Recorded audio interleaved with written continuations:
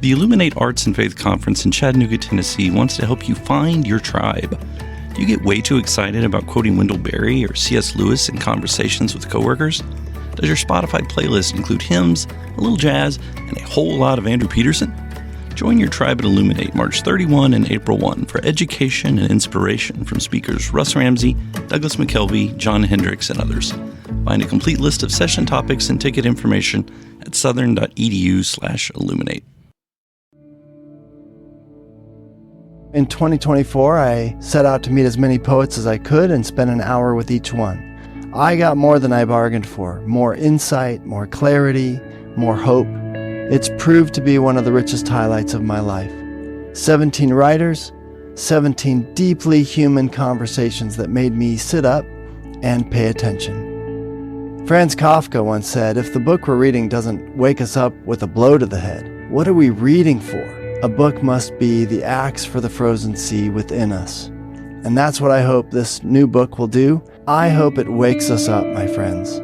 I hope these conversations will be the catalyst for something to be reawakened, re-enchanted, and reinvigorated. It's called An Axe for the Frozen Sea, Conversations with Poets About What Matters Most.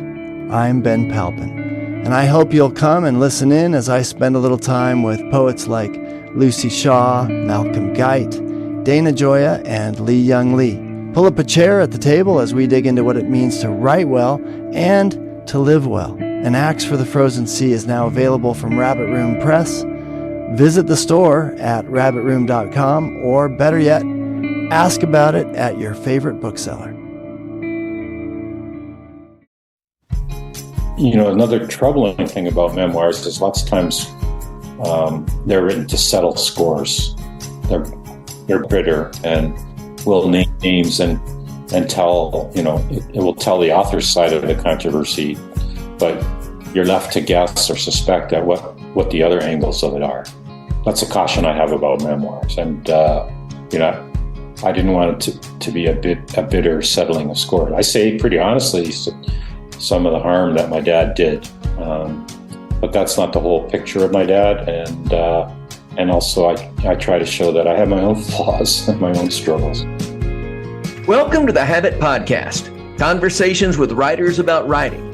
I'm Jonathan Rogers, your host. Arthur Boers' new memoir is Shattered. A son picks up the pieces of his father's rage. In it, he reflects on coming of age in an immigrant family scarred by violence. In the foreword, Andre Debus writes, instead of Arthur Boers simply setting out to show us his late father's disturbing acts of violence toward his son, the author has written a memoir rooted in an authentic desire to make sense of it all, to uncover what needs to be uncovered, not as an exercise in mere exposure, but as a sincere effort to plumb the complex depths of his relationship with his flawed father. In this episode, Arthur Boers and I talk about breaking family codes of silence, living with ambiguity while still taking a clear moral position, and beach glass. Arthur Boers, I'm so happy to have you on the Habit Podcast today. And I'm excited about talking about your book, your memoir, Shattered. A son picks up the pieces of his father's rage. So thanks for being here.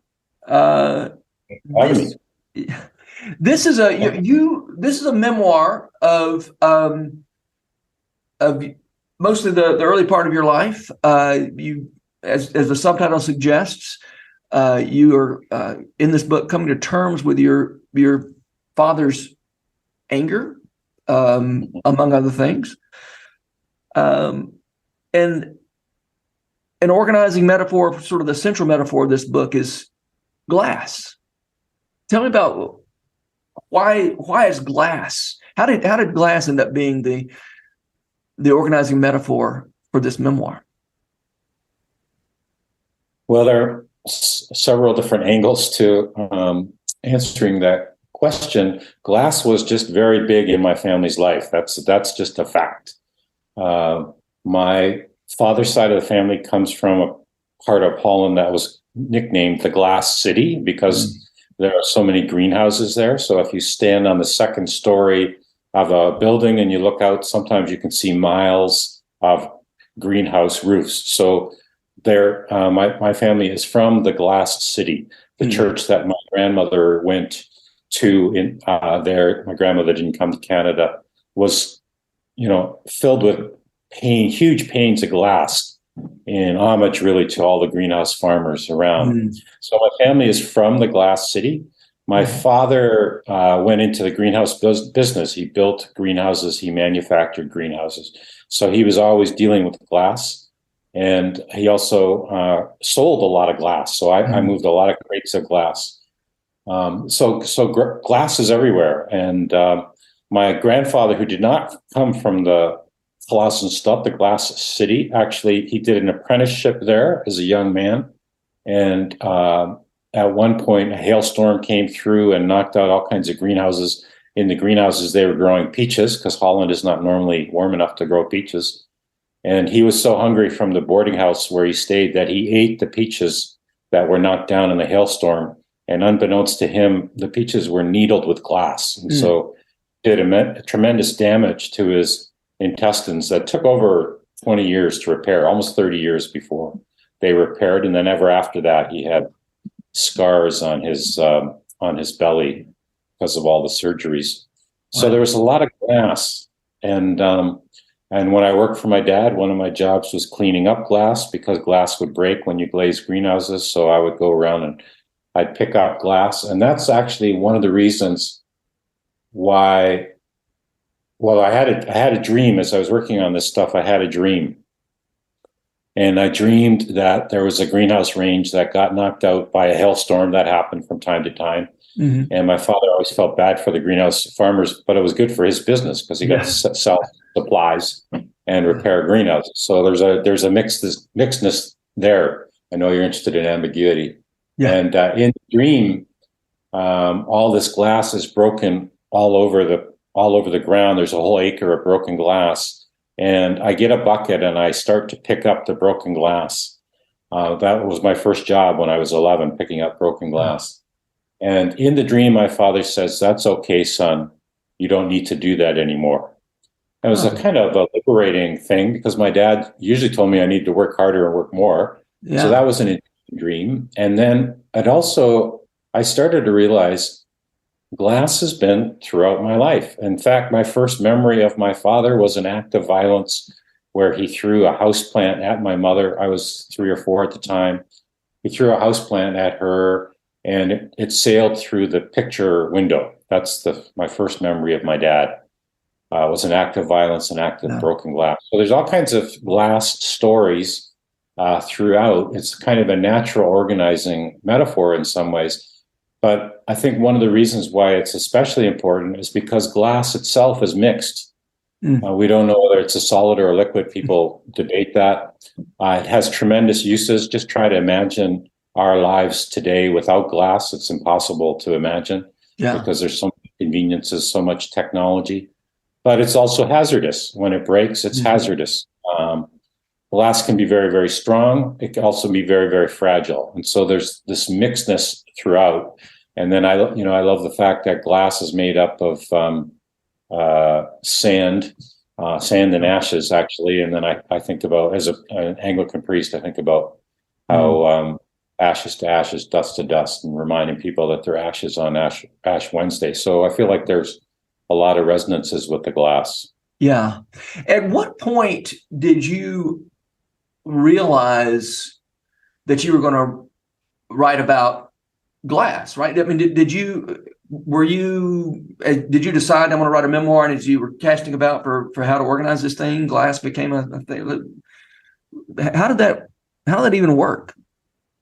So it took me a long time to figure out how I wanted to focus this book. At some point, I decided that I was going to try to write a memoir about my childhood.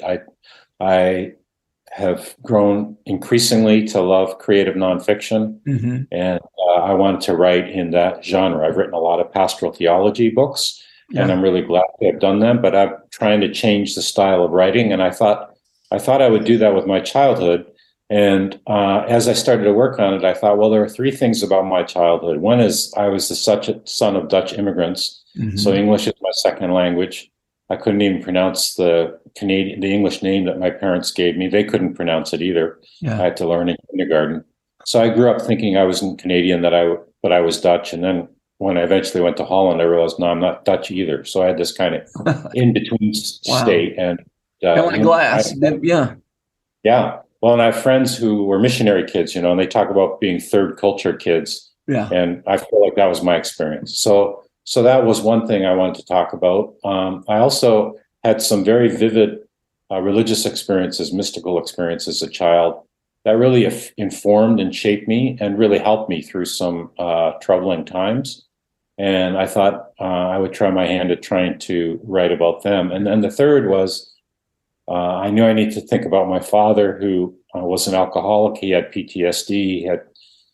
He had a terrific, he had an awful temper. And as I mentioned, the first thing I remember about him was an act of violence.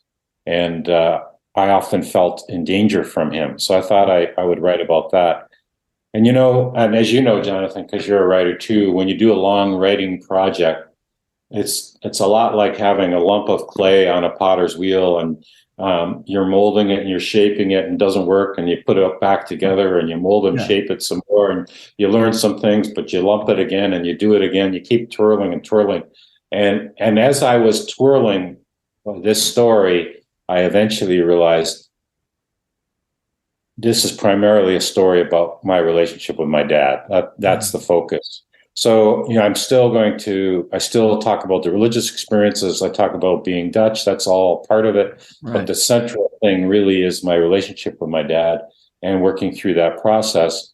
And even then, it took a while for me to realize that glass was such a powerful metaphor in this. Yeah. But once I realized it, it was like, oh gosh, that's so obvious. It's there. It's everywhere.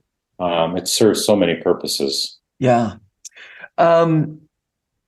You mentioned it at one point in this book that you were in your 60s before it really occurred to you how shocking, some of these memories are, right? The idea of a flower pot sailing across the room and through a plate glass window, until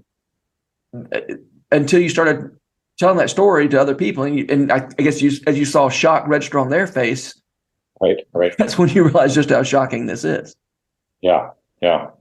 Well, I think there are several things to say about it, and one is that violent fathers were kind of a norm when I was growing up. There were a lot of fathers that were angry, and I realized in retrospect a lot of them had PTSD, and a lot of fathers, I would say their behavior was worse than my father's. So I didn't think a lot about it. And I think also that you go through life and you have to hold some things down for a while.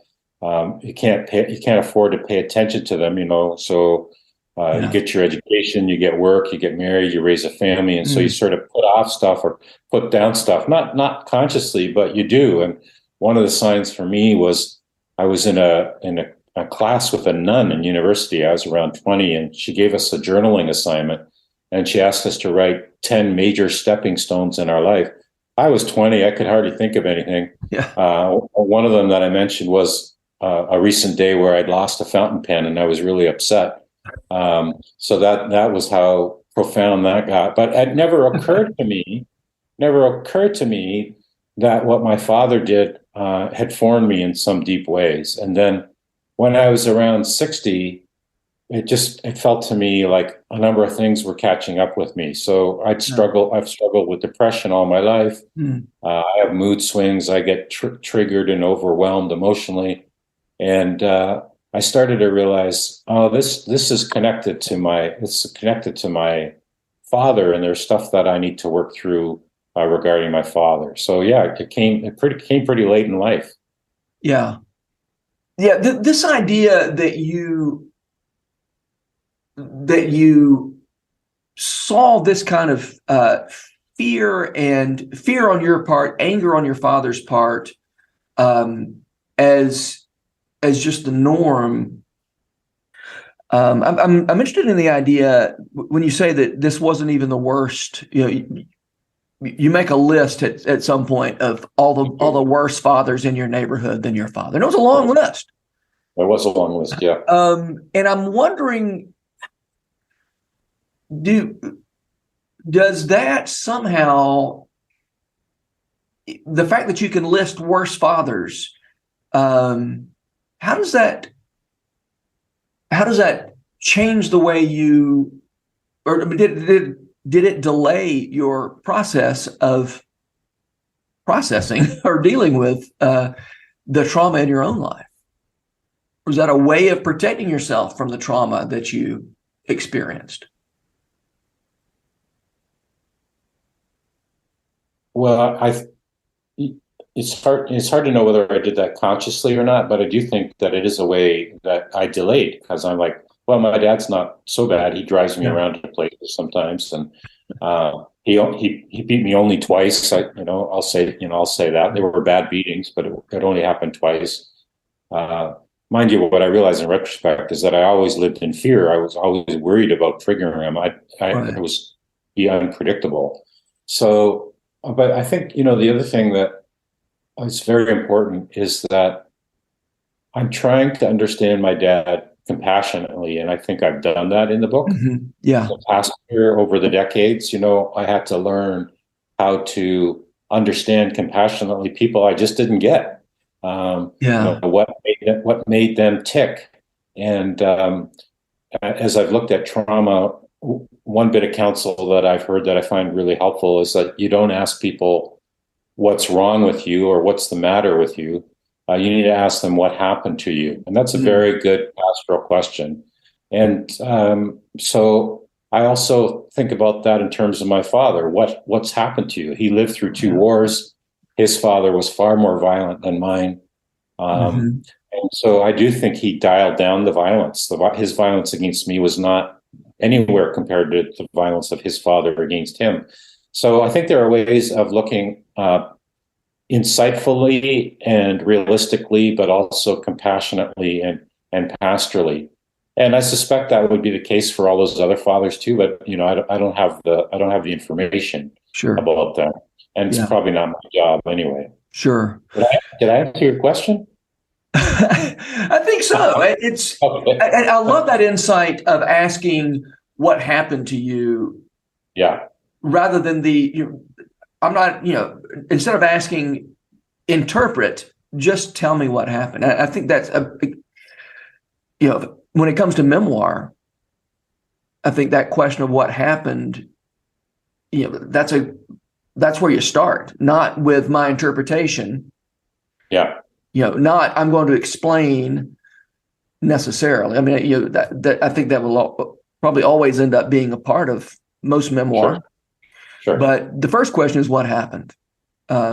Understanding, I realize that there's interpretation involved, in telling what happened. Right. Of course. Yeah. One of the striking things about the acts of violence that you describe in this book is this agreement that nobody who's involved is going to talk about it, or certainly not going to talk. I mean, I guess unless to make it as sort of a recurring family joke, right? You say that. I was really surprised to see that the throwing the geranium through the plate glass window was just a family story that that gets shared in the Boers family. Not, there was never any apology. There was never any shame. Apparently, it was just so we either didn't, y'all either didn't talk about these things or you talk about them as if they were just another funny story. That's right. And so, in writing this book, you are breaking some family rules. Right. How did that feel? Well, feels risky. Yeah. And I've been slowly showing this book to various relatives to see what their response or reactions would be. And I'm actually going to go to a Boers family reunion in Holland in September. Okay. And I'll be introducing the book there. We had a big family reunion a few years ago and in Holland, and I thought it would be interesting to talk about some of these anger and alcohol and abuse, but people were not interested in talking about. I guess family reunion is not the setting for it. Yeah. But it'll be pressed home a little bit more because I'll be bringing the book to the reunion, and they've given me time to talk about it. So it's hard to talk about. I'm certainly have to cross a threshold, a high threshold, but I do feel like I had to do it. I had to tell this story. Mm-hmm.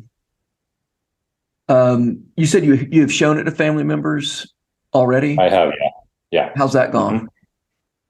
It's gone pretty well so far. I showed an early draft to one of my relatives because she was clearly implicated in a story, and she asked me just to take it out, and I did that because it was her story, it wasn't my story. Yeah.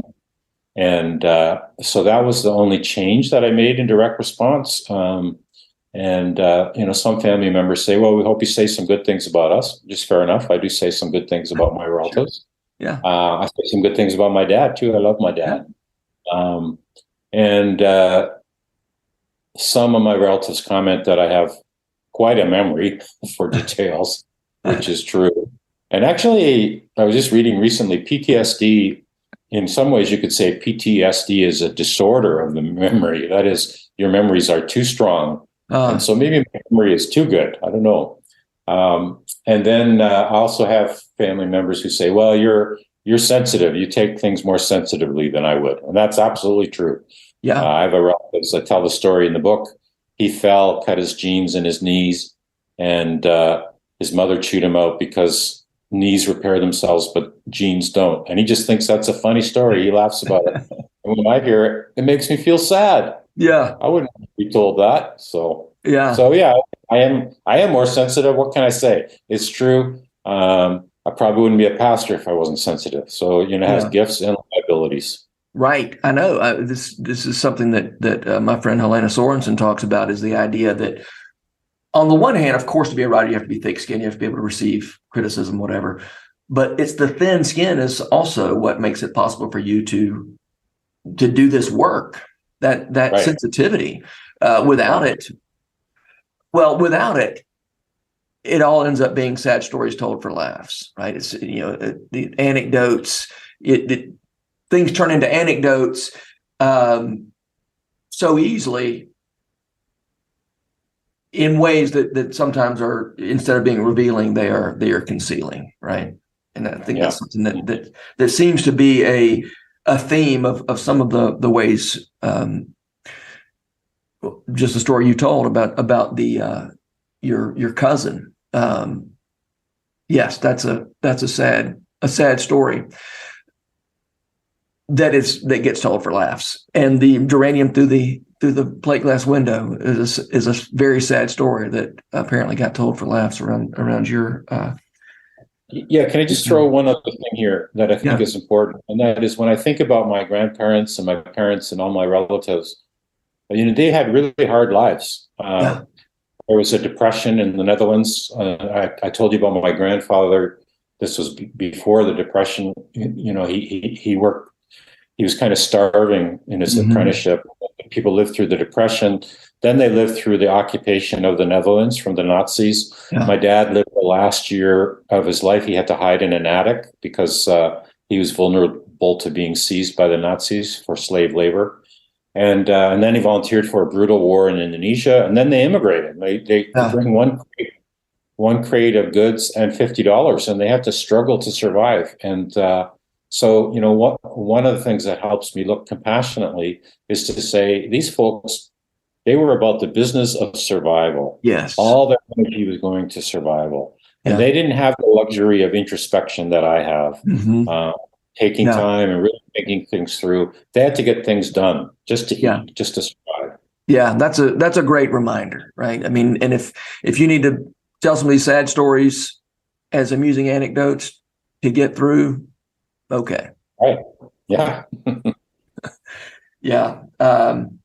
Well, let's talk about ambiguity, because it's obvious in this memoir that you feel a lot of different things about. I mean, there's not a lot of certainty about how you feel that you ought to feel about these things, right? I mean, you as you say, there are things that you very much admire about your father, that you and you love your father, and yet you have other feelings too, right? And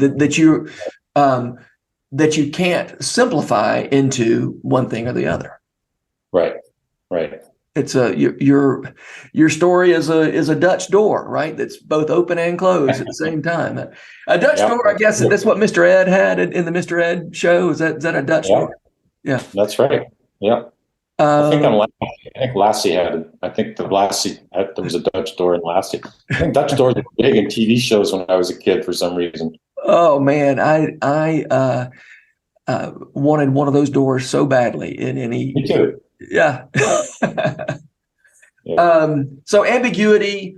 I mean, it's the ambiguity that as you said, maybe many of your family members didn't have the luxury of being introspective, of being reflective. They just needed to charge ahead and get things done. You did have a little more room to feel ambiguous, have ambiguous feelings about things.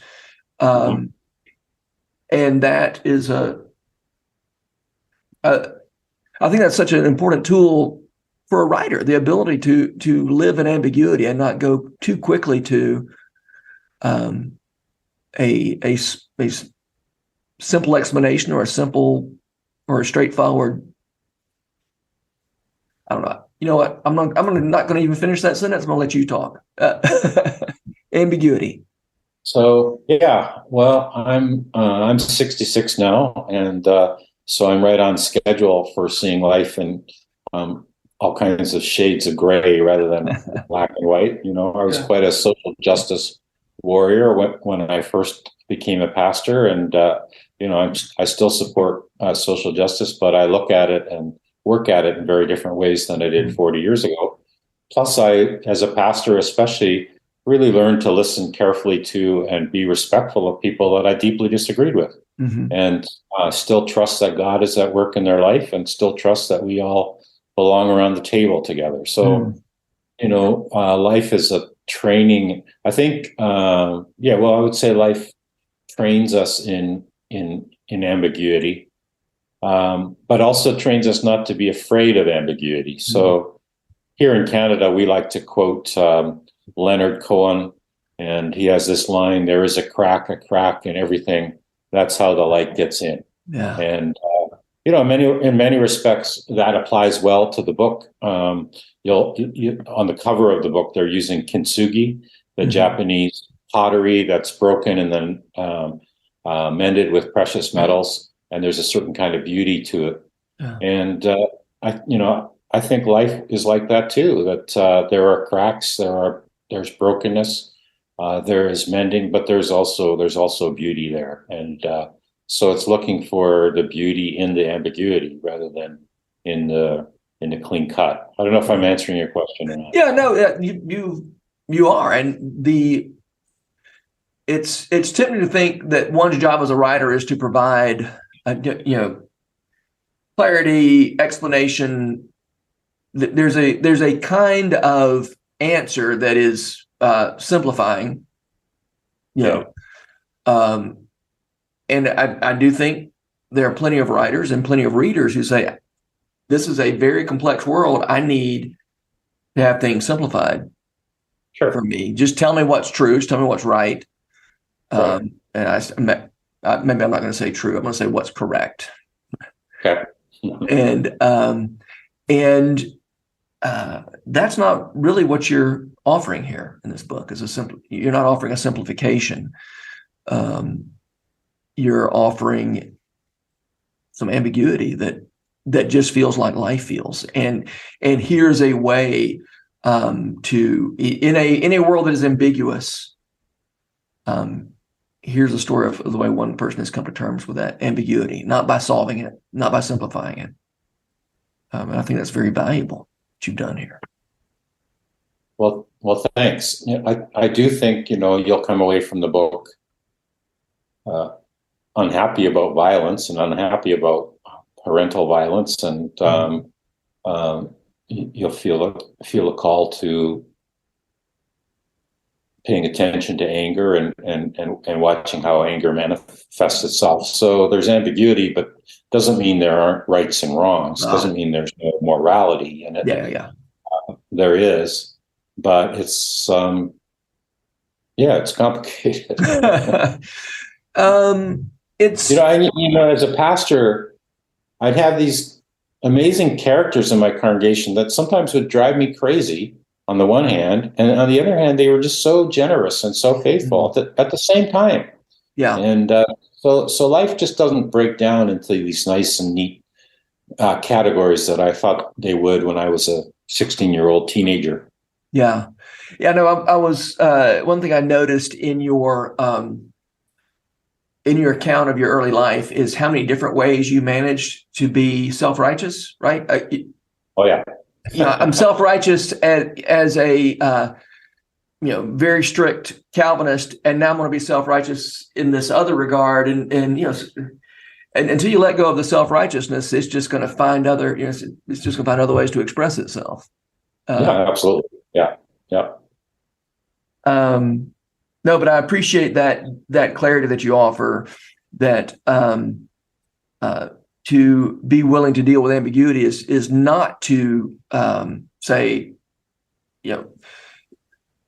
you can still have a moral position, and you do have a clear moral position in this book, which is not quite the same thing as having a moral to the story. Correct.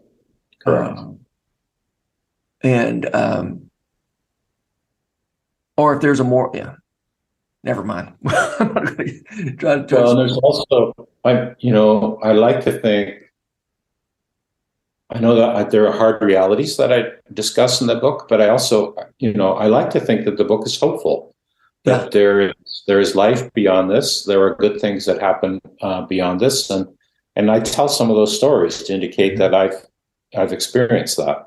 Yeah. So it's not the so when I preach, when I teach seminary students, I tell them, you're not allowed just in your sermon, you should not be airing unresolved issues for yourself.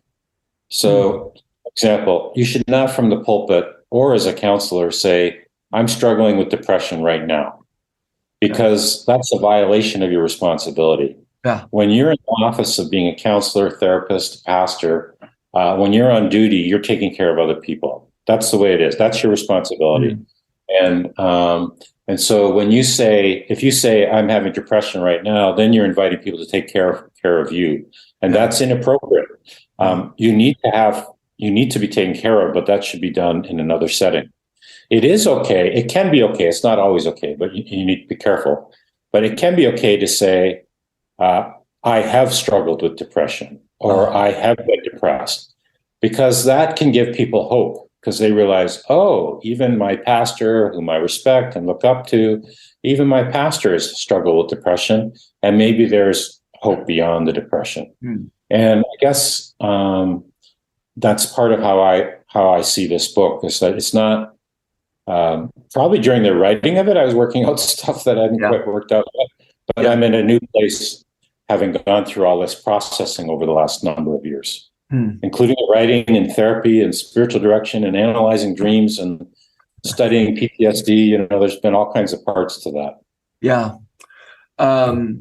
Well, some of that language maybe is helpful in knowing the difference between a kind of self-indulgent memoir. I mean, before we started recording, I was saying, I'm always a little nervous about the possibility in memoir of it being self-indulgent. A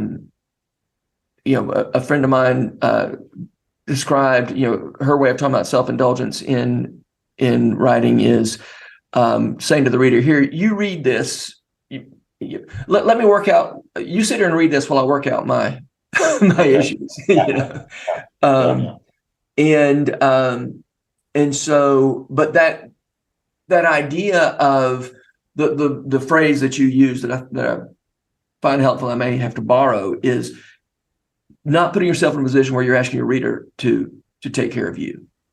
Yeah. I'm now, instead of giving you something, I'm going to ask something of you, which I guess that's different for a writer than it is for, say, a pastor or a therapist, obviously. Yeah. But so somebody else is going to say about that. Another troubling thing about memoirs is lots of times they're written to settle scores. Yeah. They're bitter and will name names and tell, it will tell the author's side of the controversy, but you're left to guess or suspect at what the other angles of it are.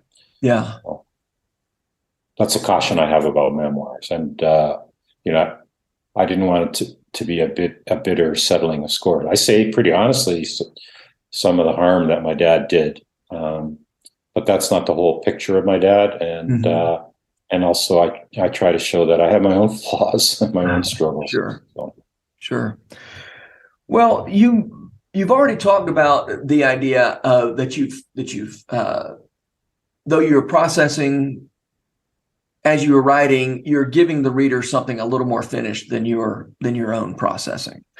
And an image that you use that I would love to spend some time talking about is the image of beach glass, right? Because of all the kinds of glass you talk about in this book, it's often dangerous. It's often,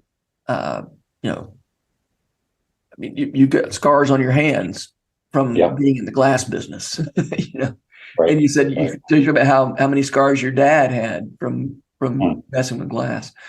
And then there's beach glass, which is made out of the same stuff as, it is just the same glass that cuts us. A lot of our listeners may not know about beach glass. So tell me about beach glass. Okay, so glad you do that.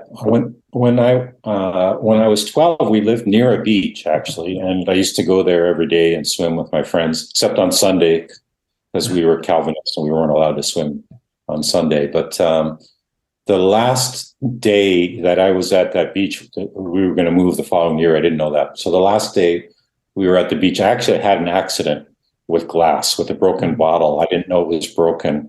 And it's a big, long story, but I ended up slicing this thumb open quite badly. And I had to be taken to emergency for stitches. So, there's another dangerous glass story in my life. And so a few years ago, I went back to that beach where I had cut my thumb. And actually, I don't think I'd been back to that beach for 50 years, truth be told, for half a century. And I got fascinated with the beach glass, which there's less beach glass than there used to be. But beach glass is glass that ends up in the water one way or another. And it gets tumbled around by the currents and the waves, and it gets dragged through the sand. And eventually it breaks down into smaller and smaller pieces. And all the sharp edges are worn off, and the color might change a little bit, gets a little bit foggy. And I've always been fascinated by beach glass. I always pick it up. I like beach glass. And but then when I was visiting this beach, Jones Beach, it's called, I saw this beach glass, and I saw green beach glass in the bottle that cut me was green, and I thought this could actually be from the very bottle that cut me, because the process of turning broken glass into beach glass can take between 10 and 50 years. So, in my imagination, I thought, well, this could actually be the very, very glass. Who knows? But the point really is that that's a traumatic process for the glass to be rolled around by currents and waves and through the dirt and in the sand, have its edges worn off. It's a traumatic process, but by the end, there's a thing of great beauty. And a lot of people like beach glass. They collect it. They put it in bowls. They put it in their windowsills. They make jewelry out of it. And so it's another example of how, through very traumatic and terrible, ambiguous circumstances, great beauty can emerge. And for me, it was especially great because I was talking about glass throughout the book. So. Yeah. And that also that I was trying to find the actual passage in the book where you talk about the idea that that movement is random, the movement that tumbles the dangerous glass, the sharp glass into something beautiful and not quite so dangerous. Is there's a randomness to it, an unpredictability in that tumbling, and it reminds me of the idea of thrownness, the idea that here we are, kind of thrown into the world. We find ourselves in the situation we find ourselves in, and then we make a life from that. We didn't decide which family to be born in. Right. Or what our name was going to be, or we just find ourselves here. I used to tell my seminary students that a lot of ministry is improvisation, and the young ambitious ones didn't get that. They just thought they were going to go out and plant the churches that they wanted, churches in their own image. And I said, no, you're going to be faced with circumstances that are not of your choosing. It's not the perfect congregation. This is not the group that you would have chosen. And you know what? That's a good thing, because let me tell you, I knew what I wanted when I was 25, and I was absolutely right. And then when I was 35, I knew what I wanted, and I was absolutely right. But it was different than when I was 25. And then 45 and 55 and 65, we keep changing. We keep seeing the situation differently. So why do we want to impose our image on the exact circumstances that we face right now? Yeah, love it. You're quoting somebody when you say entering into the world of trauma is like looking into a fractured looking glass. Do you remember who you're quoting there? Or was that? It's a book about trauma. I can look it up right now. It might take me a few minutes. Doesn't what's matter. That? Yeah. No. Okay. I was just thinking about. I was just stunned by it. I opened this book on trauma, and then we were talking about fractured glass, and I'm like, oh my goodness, that is. By then, I knew I was working with that metaphor. Yeah. I was just sort of thinking about how this memoir, this book, starts with that fractured looking glass and ends up with something like beach glass, right? I mean, the years that you cover in this book tumble that shattered looking glass, that fractured looking glass into something beautiful. Hope so.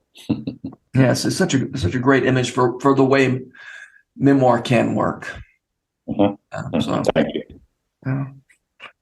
Okay, I had meant to warn you about this question and forgot, but so I was going to spring it on you.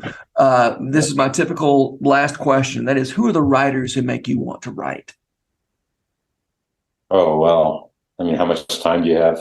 I love Scott Russell Sanders, Rebecca Solnit, Barry Lopez, Andre Dubus, Frederick Buechner. Andre Dubus, by the way, wrote a lovely introduction to this book. Yeah, it brings tears to my eyes when I read it. He's very generous with me, and he worked with me quite closely at one point during the manuscript, and he really loved it. And he said, Arthur, I'll do anything to help you get this book out in the world. And other things, he wrote that forward, and I could tell you he read the book carefully 3 or 4 times when he was giving me feedback. So he worked really hard. He's an amazing teacher and a very, very generous person. Yeah. The forward, I mean, you can tell from the forward that he had read it very carefully. So yeah. And it's a book that rewards careful reading. So I love it. I love the work you've done here, and I loved your Living in a Focus book. It's a very different kind of book, and I love this one too. So thanks for this work you're doing, and I hope many people read this and benefit from it like I did. So thanks for being here. Thanks for having me, Jonathan. It's a pleasure to talk with you.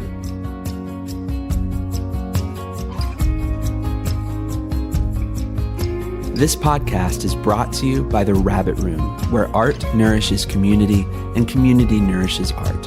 And all our podcasts are made possible by the generous support of our members. To learn more about us, visit rabbitroom.com, and to become a member, rabbitroom.com/donate.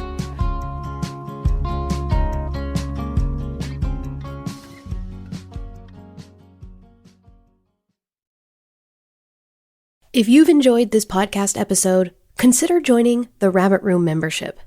Your membership helps sustain this community, funding everything from publishing and podcasts and theater productions to events and programs that support artists who create with a Christ-centered vision. We'd love to have you on board. Learn more at rabbitroom.com/member.